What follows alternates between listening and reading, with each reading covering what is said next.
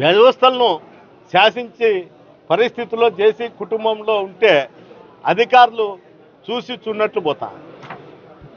ఎందుకు కానీ ఇంత దారుణమైన పరిస్థితి అంటే 175 కాన్స్టిట్యున్సీలలో తాడిపత్రికి ప్రత్యేకంగా పోలీస్ అధికారులు ఉండారా, లేకపోతే ఇది ఒక రాష్ట్రమా, లేకపోతే ఒక దేశమా, లేకపోతే ఒక దీవే?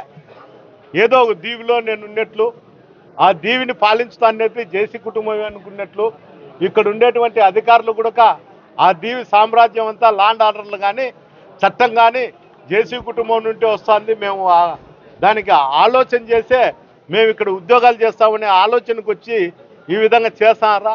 దీనిపైన ఒక ఆలోచన కానీ ఈ రాష్ట్రంలో ఉన్నటువంటి ముఖ్యమంత్రి గారు కనీసం తాడిపత్రిలో ఏం జరుగుతుందనే ఆలోచన అయినా కానీ ఆయన చేయాల.